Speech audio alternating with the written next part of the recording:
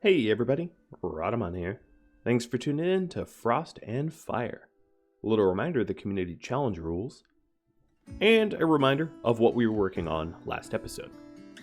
Last episode, I was designing a better way to deal with sappers.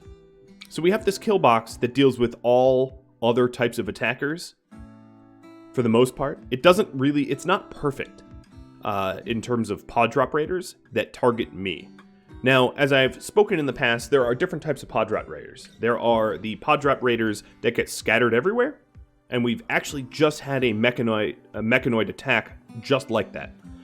Then there's pod drop raiders that land on your trade beacons, and we've already set up bait beacons to deal with them.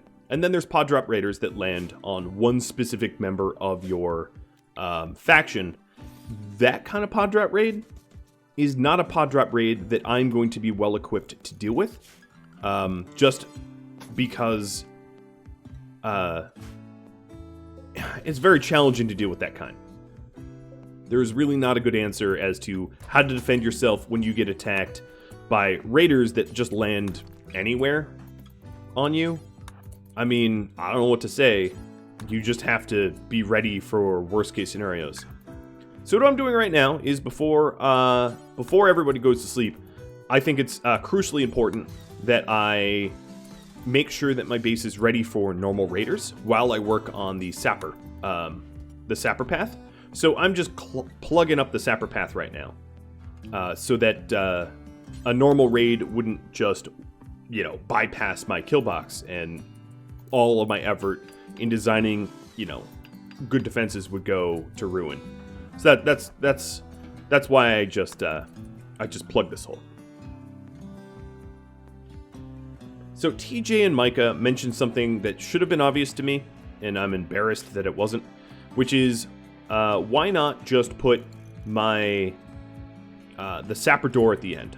So that's exactly what I'm going to be doing. So let me design my sapper system, and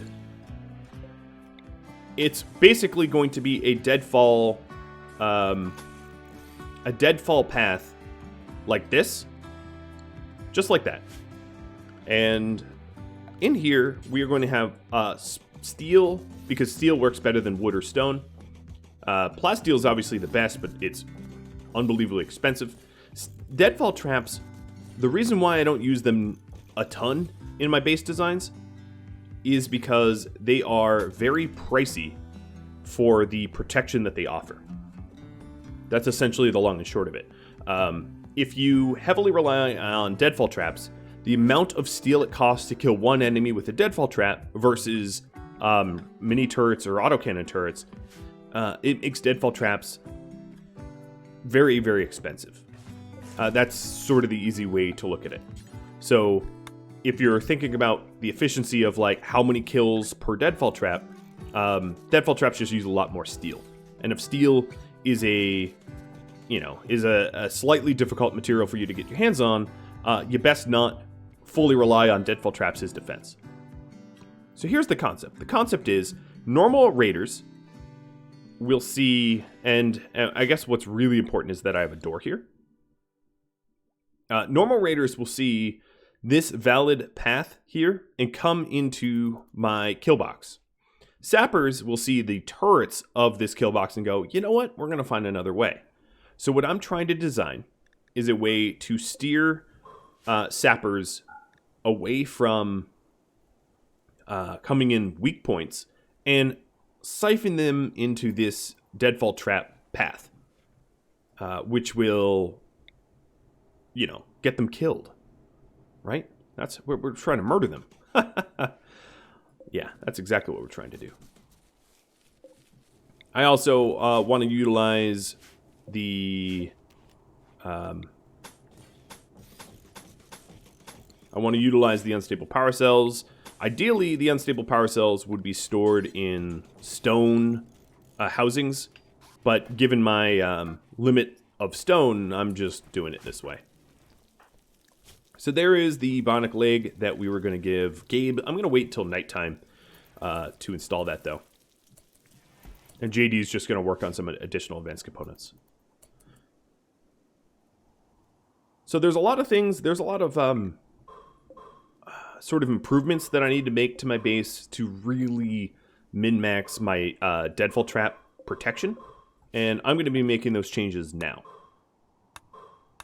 And what that means is designing my base so that all points of entry are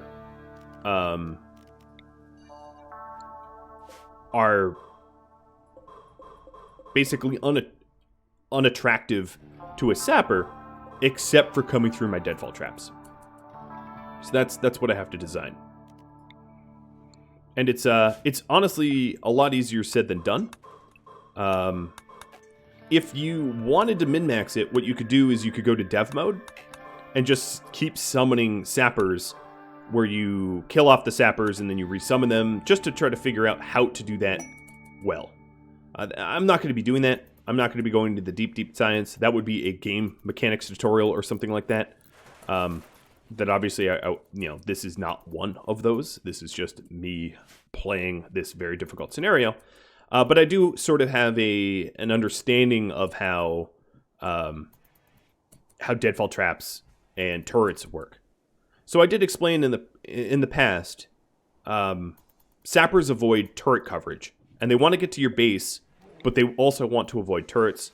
So given those two sort of, the way they're coded, sappers will avoid turrets and will attack the bedrooms of your base.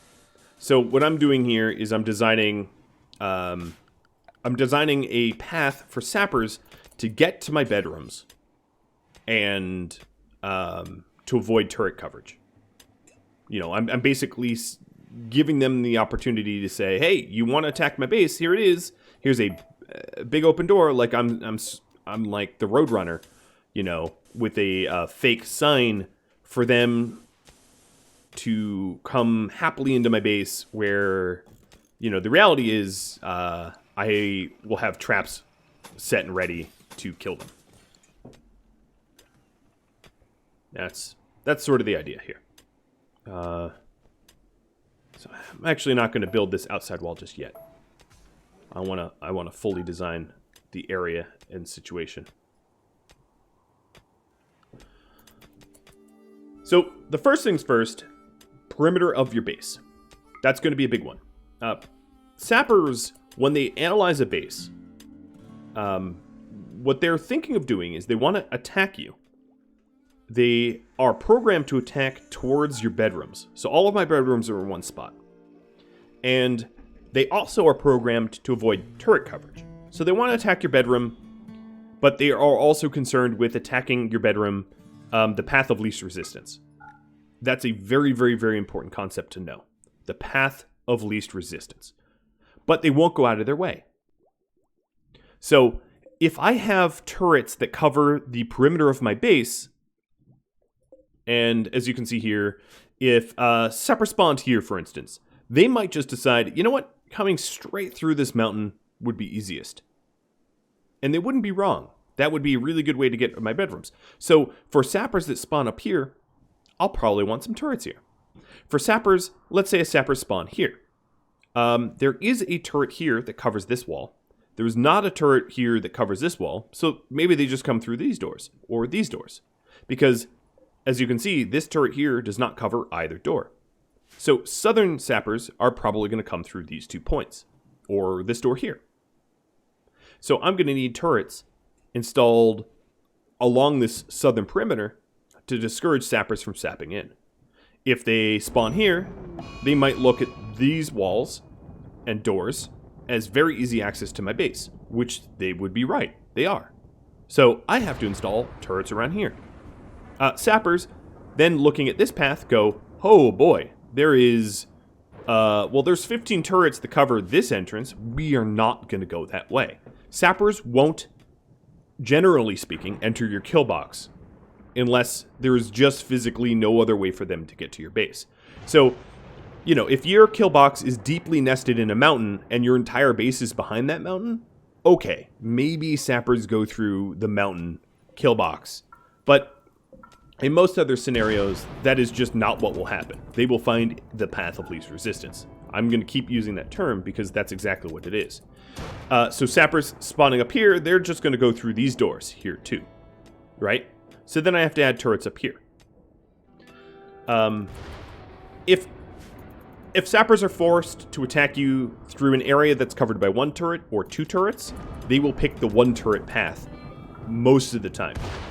They are the sort of the programming that is really important for you to understand is they balance out distance with convenience. So if you make some sort of crazy convoluted maze for them to go through, or a wall with 1 turret, they're just going to go through a wall with 1 turret. They're not, so they won't avoid turrets at all costs. They just will avoid turrets when it is convenient. That is a really, really, really important concept. So you can't design a base that has some sort of crazy long deadfall maze and then everything else with turrets, because they're going to be like, oh, you know, that deadfall maze? Yeah, that will take hours to get through. I'm just going to go through a wall. That's the way they're coded. That's the way they're designed.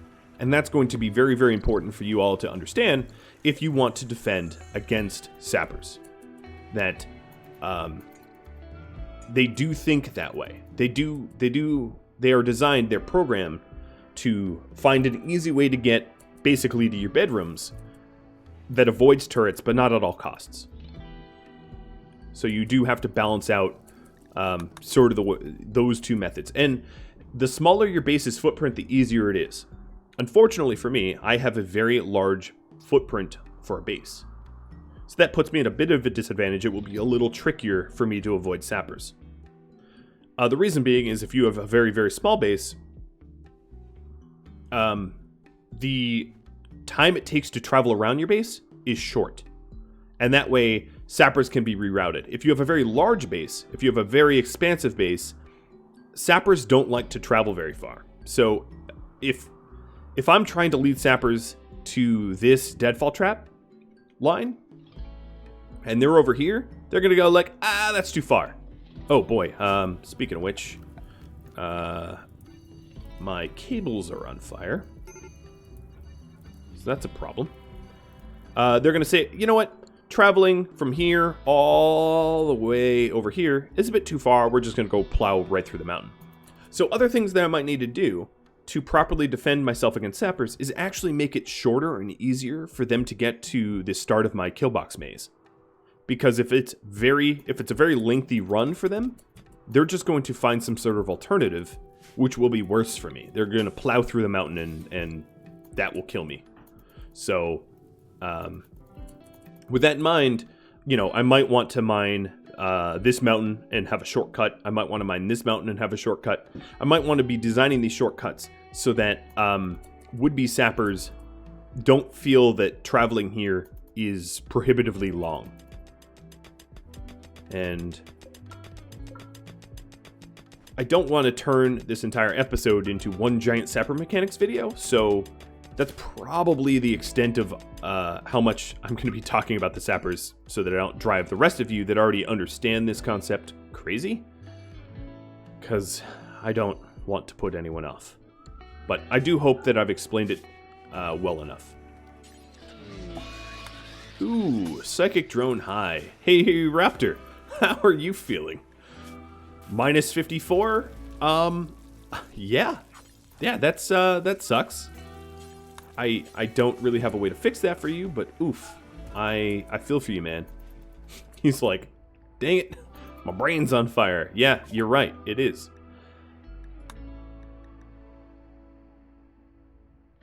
Let's take a quick look at my available research.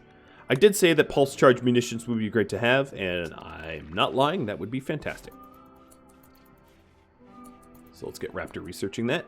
And hopefully Raptor doing a burning passion task of his makes him happy. Okay, let me pause just a second. A shuttle from the United Cities taking damage. Skeleton from Reapers are going to attack them. 2 civilians, 3 troopers as part of the shuttle. After 8 hours, the shuttle will depart. I can do this for honor. For Speedy, Speedy is a steadfast undergrounder with a ton of really good skills. She is 32 years old, has no health conditions, So Speedy's great. I'll just fully say it. Speedy is pretty fantastic. Or Goodwill. And this is the United States. Wait, what? Oh, yeah, okay. Or Goodwill. It doesn't really tell me how many Reapers are going to attack me. Now, another thing to note is I do have the ability to call down an arrow drone strike for Honor or Trooper Squad. And it is very tempered out. So these are, for both those reasons, I think... Oh, Raptor, you are Praetor 12.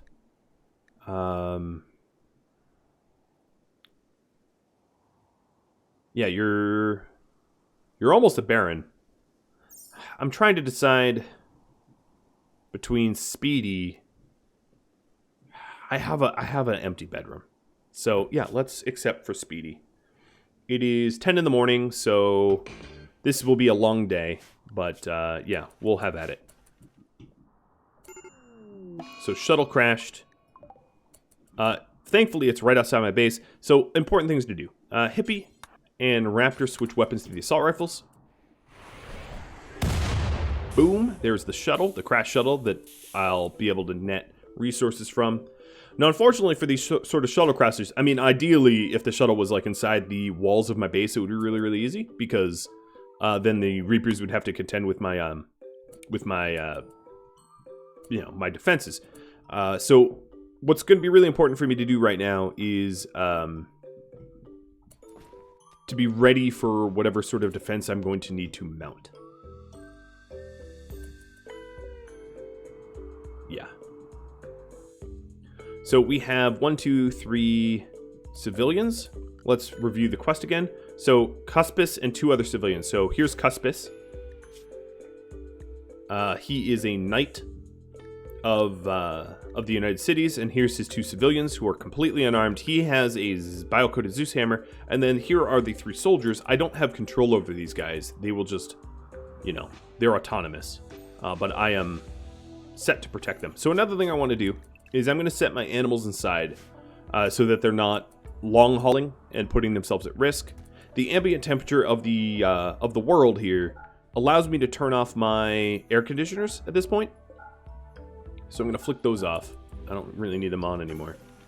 I will start to need heaters, but it's pretty comfortable. I mean, 68 degrees is like ideal as far as temperatures go. One thing I could do is try to run power out here, but I don't think it's all that worth it because I don't have a ton of setup time. So Reapers should be coming in soon. I just don't know from where. But I will be ready.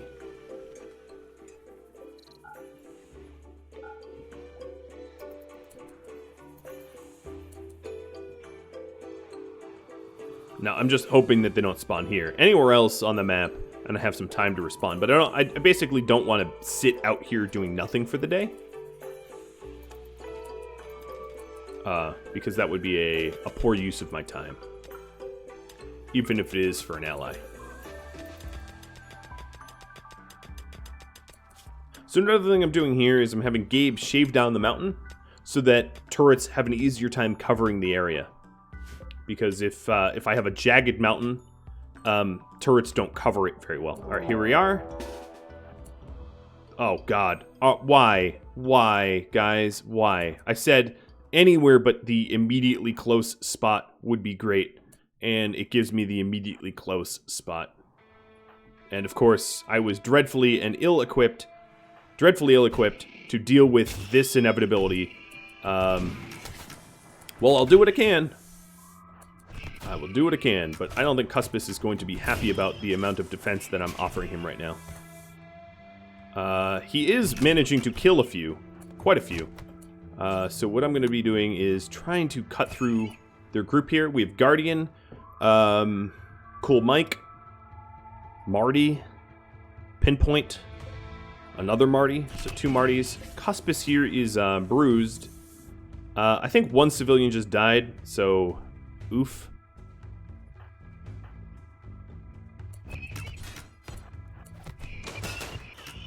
And of course these Reapers, it's been a while. Quest failed. Yep. I lost. The thing is, I still get the shuttle loot.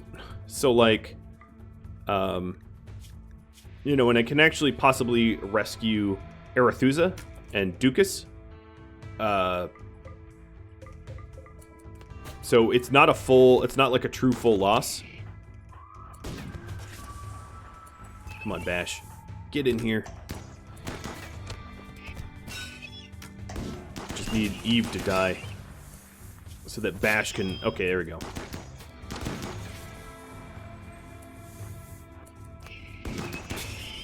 So I can still turn this into a rep gaining... Oh, no, they just murdered everyone. Never mind. Alright, well, if it's going to be like that, it's going to be like that. Murder for a murder. Here we go.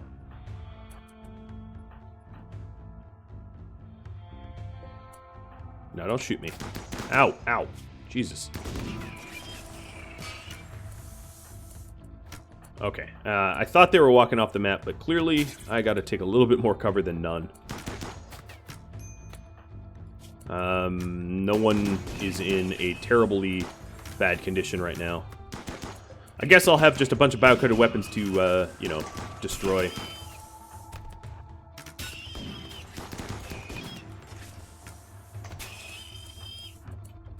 And Reaper bodies to butcher for steel.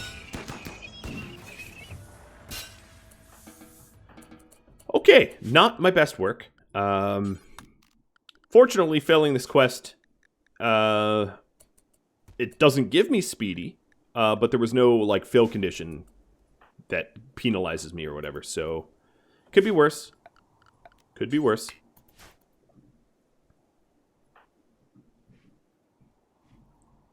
I guess this also adds human corpses to my bug box. So if that's the case, if I am going to be storing human corpses up here, which is a little dark to be feeding my animals human corpses, one thing that I'm going to need to do is... Let's see. I'm going to add unrestricted hauling to include this area so that my crabs and, well, my crab and Gorillo can haul the corpses inside. And then also I probably want to schedule everybody here to an avoid zone.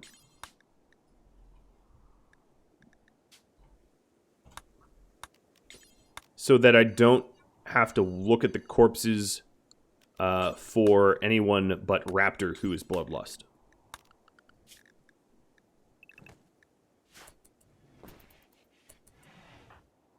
Okay, I'm also going to need to do a little bit of tending. I'm going to tend with no meds, though.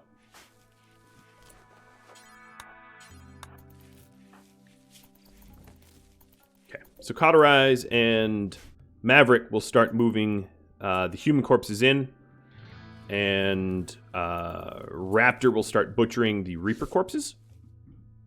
I think I'll even move the butcher table out there for him to do it, so that there's less hauling.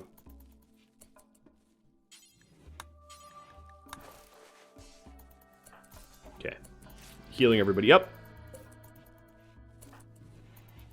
Clearly, Phoenix is going to need a shirt, but I think that's more the fact that that he hasn't had the chance to put a new one on, because I do think I have some in spare. Let's see, is that true? Oh, no, maybe not. I'll have to keep an eye on that. Well, that was worst case scenario for where they spawned. But, you know, that happens.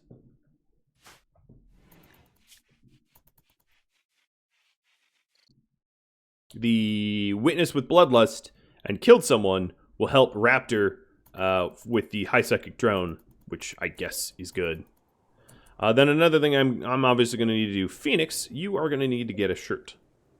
So here's what we'll do. We will make button-down shirt, do until we have 2 of good quality, only allowed ingredients, and then the allowed ingredients will be Gorilla Leather. And then we'll do the same with pants. Do pants until 2. Only allowed ingredients, Gorilla Leather. And then the only tailor I have in the colony is JD, so he'll be responsible for tailoring that up for us. The shuttle loot will have some plasteel and steel and stuff like that, so that's good too. Wow. Raptor came very close to losing that arm. Everybody else, I think they're sort of close to... No, that wasn't all that close to losing that kidney.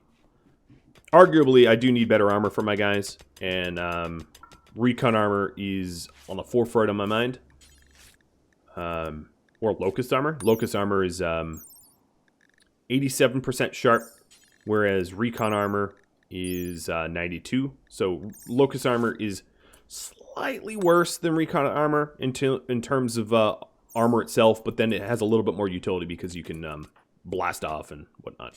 All right, before we see too many corpses, let me get Raptor, even though he's injured, out here to butcher up the Reapers.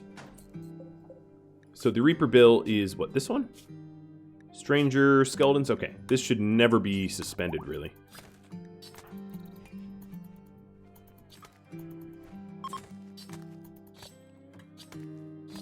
Who's hauling that?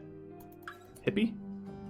Oh, you're smelting the weapon, okay. I was like, no one should be hauling my Reapers. Hippie, could you instead haul the slag? I don't really want her, even though the psychic drone is for males, I don't really want her to see dead bodies. Alright, so Raptor is just trying to get rid of all of the Reaper corpses, because Reaper corpses are still upsetting to see. And then I'll work on hauling the regular human corpses, and that will be a source of food for the crabs. Or crab and... Where are you? No. Oh boy. This is wrong. Hold on, let me go through this. Corpses. Human-like. Not skeleton. Because we don't want skeleton corpses in the freezer. They don't need to be there. It doesn't really benefit me at all for them to be in there. And then let's haul the human corpses of the ones that we were paid to rescue and failed to do so. Haul them into the freezer. It's sort of sad feeding my allies to essentially my pets. That's kind of dark. But waste not, want not is what I'm going to say to that. Kind of a cop-out of like, well, I'm hungry, so yeah. It's not ideal. Arguably not ideal. Alright, so Raptor, you did eat. I'm going to haul Arethusa and Cuspis over.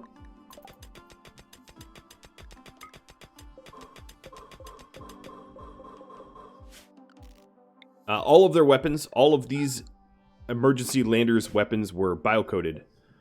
So all of them are just going to be smelted down. And now that those corpses are out of the way, we can move the butcher table back to where it was. I just didn't want to have to haul the skeletons from where they were to the butcher table, so it's easier just to move the butcher table once.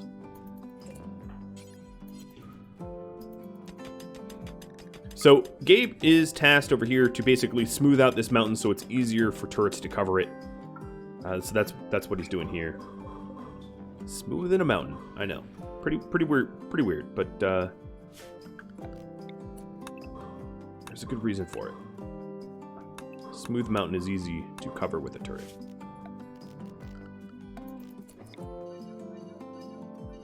Another thing I need to do is to switch over to my summer gear, or my winter gear. So, who do we have? We have Winter Brawler, and then Winter Shooters. Now that it is significantly cooler.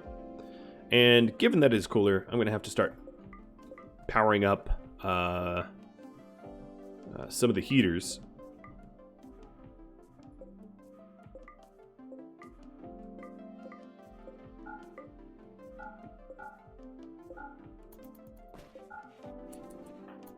And we'll have them switch gear.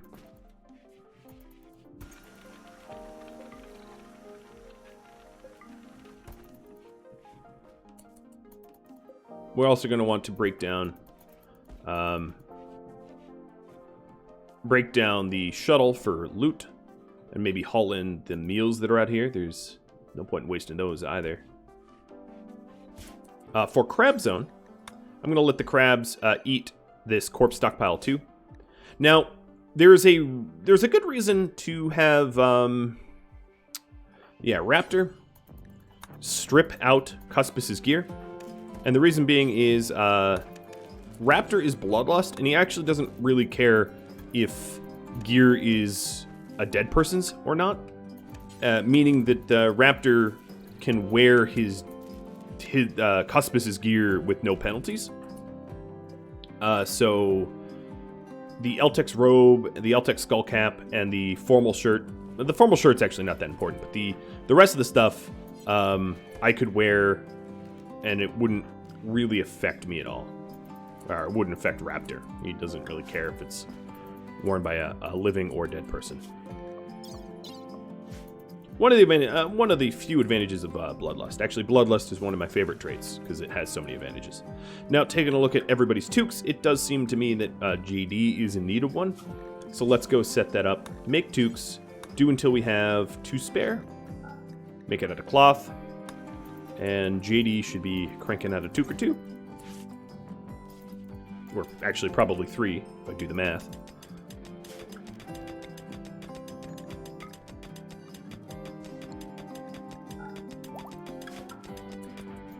Bash is fully healed. And this is Wool of Maverick. So this is very good insulating wool, just to note. So if we take a look at this, insulating cold, 61 Fahrenheit, versus the Gorilla Leather, which is 36, which is right on par with cloth just about. So with that in mind, if we wanted to be very, very, very well insulated, that was, what, 100? A parka costs 80. So if we put Gorilla Wool into a parka, that would be one heck of a parka. And then a toque is 20. So we could also make a Gorilla Wool toque 2. That's going to be some pretty nice stuff for JD to crank out.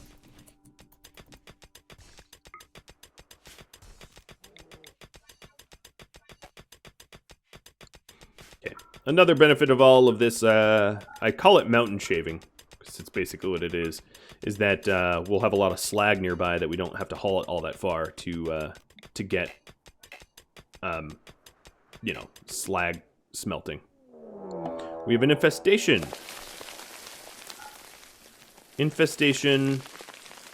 So this infestation is interesting, because I know that I'm heading into the winter. I can actually just set all of this zone to avoid and have them freeze themselves out if I wanted to, which is a pretty valid strategy to deal with them. But given their number, it wouldn't be a terrible idea just to fight them outright before they start to spread.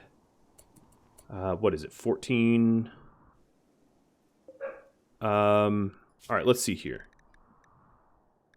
I'm going to do that.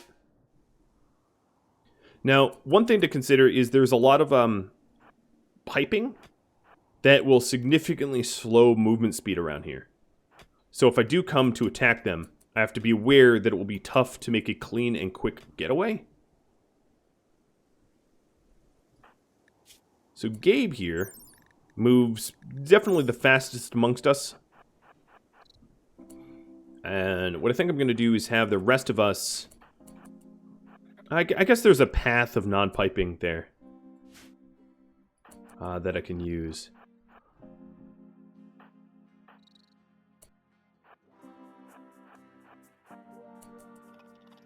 I'm not really sure if my brawlers are going to be even needed here.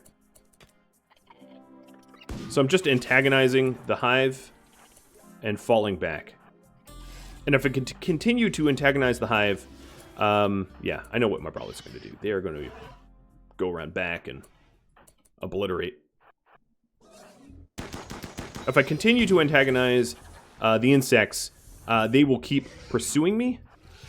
And I can bring them pretty much all the way to my kill box if done right. While Bash and Phoenix clean up the hives from behind. For all that beautiful insect jelly, which will make someone very, very happy when it comes to trade. So all I need to do to antagonize this hive, which I'm currently... there we go. Is to shoot them periodically. That's the really only requirement. And then they'll keep pursuing me. And as you can see, they're dumb, and they're not even protecting their own hive from behind. I'm getting to essentially destroy their hive with them not even guarding it, because I'm luring them all away. And all I have to do is make sure to keep shooting. Alright, how about you two split up, because you seem to be very, very quick in killing that stuff. So then I stop, I do a little shooting. We definitely connected there. And we'll just keep walking them to the kill box.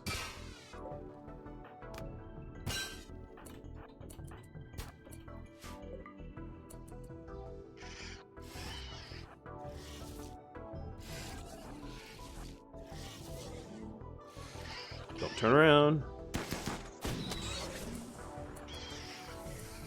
Okay, cauterize and... Okay, let's get cauterize and Maverick. Where is Maverick? I would not want Maverick to become injured from this endeavor. Here, let me go to the animal tab. Maverick, okay, Maverick's safe. That's another thing I failed to do, which is to make sure that that I'm not endangering anyone. All right, so if they destroy this door, it's no big deal, but I think they'll start taking the maze. Now, the only worry that I have is that they don't get through the entire maze in time. In time meaning before they sort of reset their aggression. Because if they reset their aggression, what's going to happen is they're going to just start breaking stuff. There's nowhere to haul the insect jelly. That seems incorrect. So I believe pemmican... Let's call it pemmican and jelly.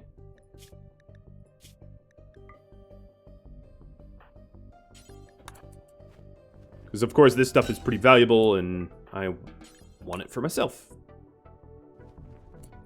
Alright, taking a look back over here. No, they seem to be making it through. So let's go to maximum range, so that when they come out of that, they get shot at. And then I can fall back and use my kill box for cover. So Bash, haul 75 jelly instead of the 50. Alright, keep falling back, because what I'm going to be doing is obviously turning on all of my steel-based defenses. And this is what a kill box is for.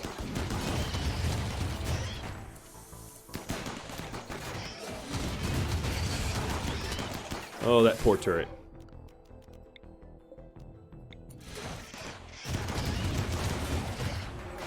I'm going to be shutting off these turrets to try to keep them from breaking. And Phoenix and Bash, I'll be come out here and help.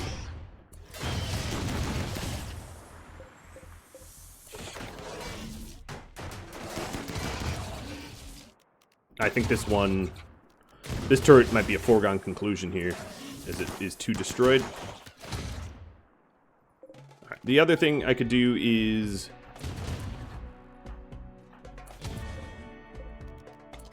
fall back. Okay, I think I saved all turrets. These Mega Spiders are pretty wounded, so at this point, it's just a matter of, like, cleaning them up.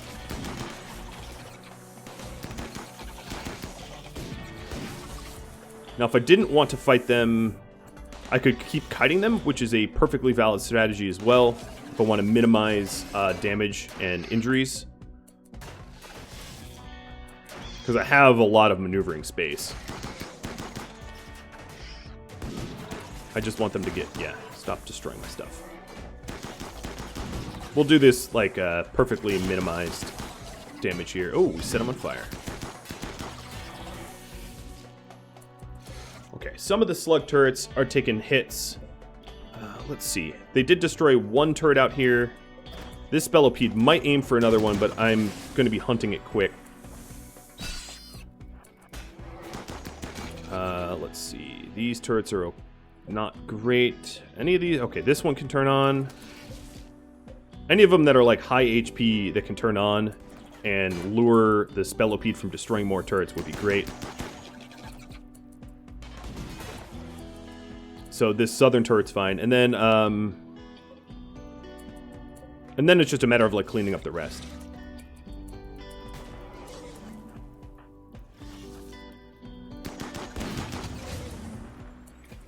Okay, so let's go ahead and enter here and clean up the rest of these bugs. Okay, this turret's not going to be okay for very long.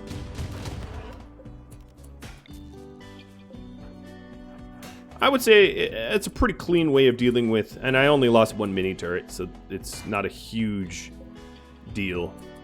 One mini turret so far. I guess I'm not done, so don't. There's always time for me to screw up, but I think we're pretty good.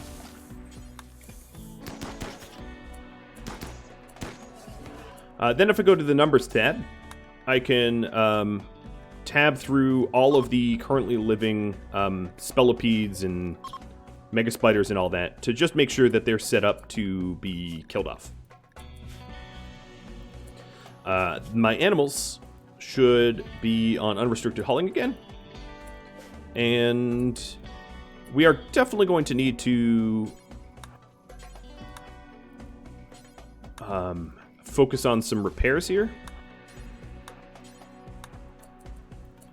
So I'm going to have,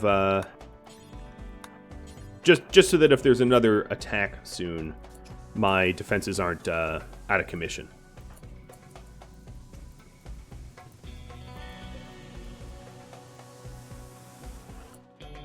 It looks, okay, we do have some Spellopedes coming back. So, Raptor, Hippie, Gabe, turn around.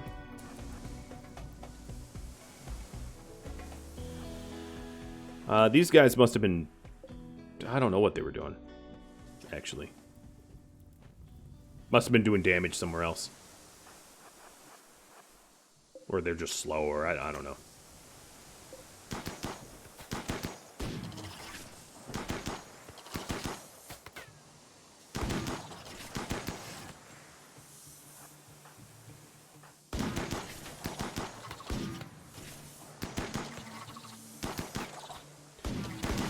As you can see, the assault rifles are... Oop, hippie run! Are very, very, very good weapons to use as they do pretty good damage at pretty good range. They're obviously maybe not ideal for Reapers, but they're very good for, you know, the sort of everybody else that I have to commonly fight. Okay. Just... go, oh, that would be good meat. Well, for my pets. Getting destroyed, so let me fix that. The the Plaz Blade that Bash has obviously is the cause of that. I do have, and what it can do is I can set hunting up to be a very, very high priority task. Oh, here's a perfect example. This Mega Spider just got up and, well, I don't want it walking around. I'd like to confirm that, oh, okay, it's not dead, even. It's actually just sleeping, recovering, so shoot it! It's actually not even all that, it's not all that wounded. Okay, JD, it would be...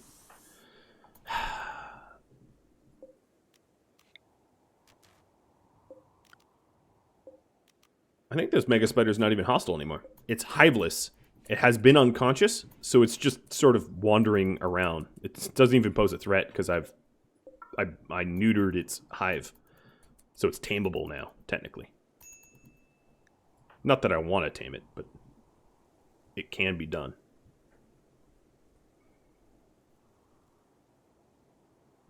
Alright, clearly there was a little bit of neglect in terms of making the meals that I need.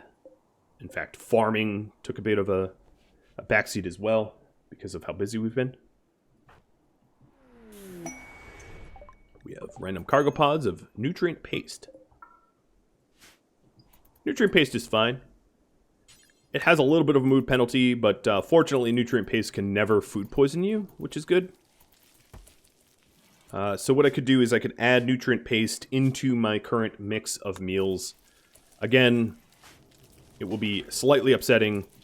Wait, you shouldn't be consuming a Packer survival meal. Hold on, let me fix this. Oh, right, because I did that wrong.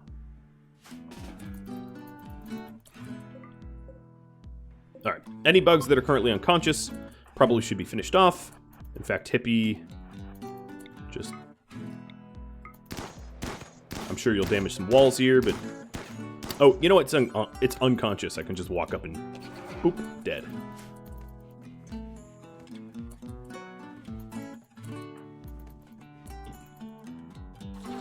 And we're finishing off all of the bugs. And then these bugs here, it's freezing temperatures out now. So there's actually not much of a worry of this stuff spoiling. Which is good. I thought I should add. I don't know.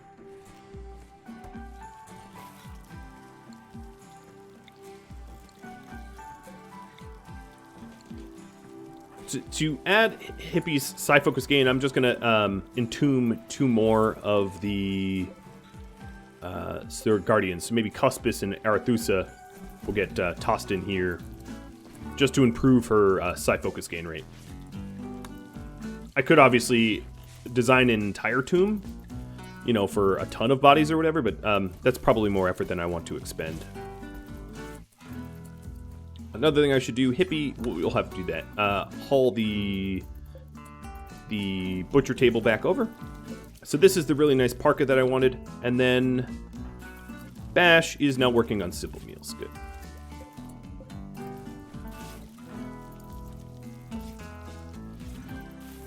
And soon we're going to have an abundance of rice. So what I'm also going to do is forever make the... Oh no, we have enough simple meals. I'm going to forever make the fine meals. Oh, so this pemmican zone, hold on 1 second. Unrestricted animal hauling, okay, unrestricted animal hauling, okay, I did this wrong. The insect jelly should go over here, not over here, so that the insects can't get to it.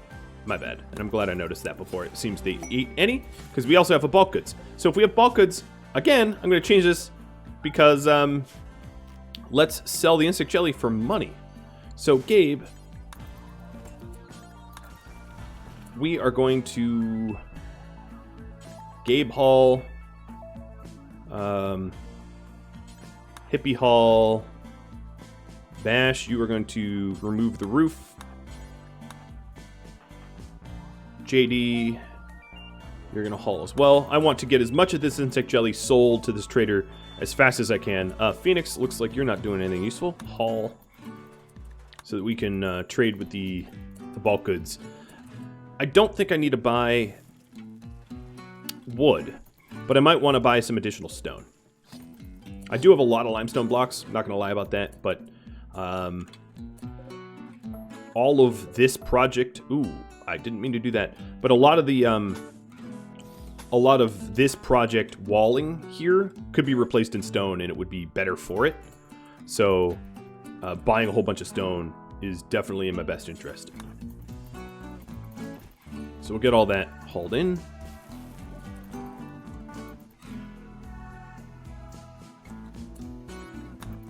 Good. And Raptor could not be happier right now.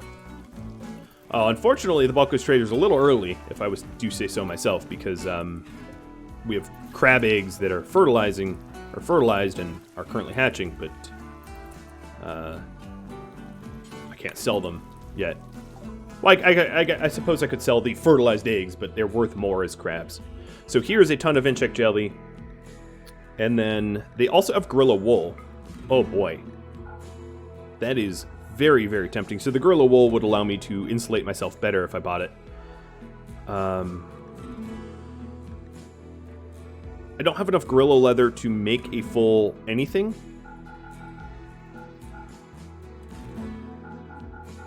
And then I'm going to sell some of the bone dog leather, but keep some of it.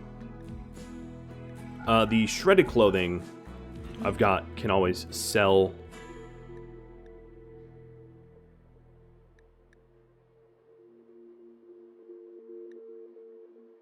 The beret I can sell. And I think it makes a lot of sense to buy 200 more wool for a full set of parka and toques, which does mean that I haven't made the money I want. They have slate blocks here. I will buy 800 of them, so I don't have to worry about not using stone. That is a huge trade. Boom. Roof that up. And that also means this steel wall is going to become slate. And then this steel wall here is going to become slate as well. I'm going to continue using, I'm going to continue using the limestone that I put down. But most of my external walls are going to be slowly switched over to slate for flammability reasons. Well, guys, this episode went a little long, but I think this is a good stopping point. If you have any feedback for me, let me know in the comments below. Thank you all so very much for watching. I will catch you next episode. Farewell, everybody.